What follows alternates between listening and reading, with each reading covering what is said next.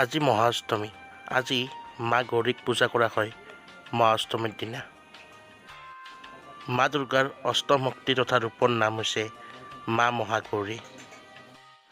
মাৰ দেহৰ বৰণ সম্পূৰ্ণ বগা তথা তেওঁৰ বস্ত্ৰ আৰু অলংকাৰো শ্বেতবৰ্ণৰ। মা চতুৰ্ভুজাধাৰিণী তথা তেওঁৰ বাহন হৈছে বৃষভ। এওঁ পাৰ্বতী ৰূপে মহাদেৱক পাবলৈ কঠোৰ তপস্যা কৰিছিল। এই কঠোৰ তপস্যা কৰোঁতে মা মহাগৌৰীৰ শৰীৰ কলা হৈ গৈছিল আৰু যেতিয়া শিৱই সন্তুষ্ট হৈ তেওঁক গংগা জলেৰে স্নান কৰাই দিছিল তেতিয়া সম্পূৰ্ণ গৌৰবৰ্ণৰ হৈ গৈছিল আৰু তেতিয়াৰ পৰাই মাৰ নাম মা মহাগৌৰী ৰূপে পৰিচিত হ'ল। অষ্টমীত মা দুৰ্গাক মহাগৌৰী ৰূপত পূজা কৰিলে পূৰ্বৰ সঞ্চিত পাপ খণ্ডন হোৱাৰ লগতে সকলো ক্লেশ দূৰ হয়।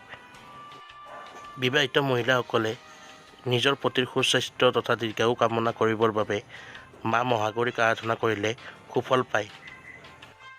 ইয়াৰ উপৰি বিবাহিত মহিলাসকলক তেওঁৰ পিতৃ মাতৃয়ে ঘৰলৈ আমন্ত্ৰণ জনাই বস্ত্ৰ অলংকাৰ উপহাৰ দি নাইবা সুস্বাদু ভোজন খুৱাই যদি সন্তুষ্ট কৰে তেনেহ'লে মা মহাগৌৰী সহজে সন্তুষ্ট হয় আৰু ফল দিয়ে।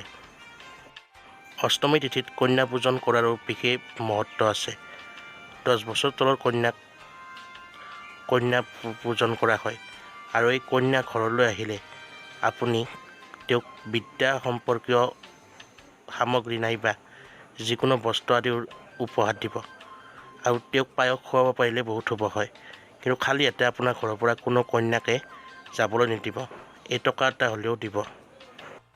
ইয়াৰ উপৰি বন্ধুসকল, মহাষ্টমীৰ শেষ হোৱাৰ অলপ পিছত আৰু মহানৱমীৰ অলপ আগত অৰ্থাৎ সন্ধিক্ষণৰ মাজত সেই সন্ধিকালত সন্ধি পূজা কৰা হয়।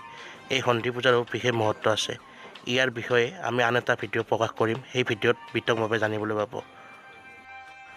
যদি এই ভিডিঅ'টো ভাল পালে তেনেহ'লে আমাৰ গপচ উইথ ৰিদিম নামৰ এই চেনেলটো ছাবস্ক্ৰাইব কৰি ল'ব, লগতে ভিডিঅ'টো লাইক কমেণ্ট আৰু শ্বেয়াৰ কৰি দিব। ধন্যবাদ।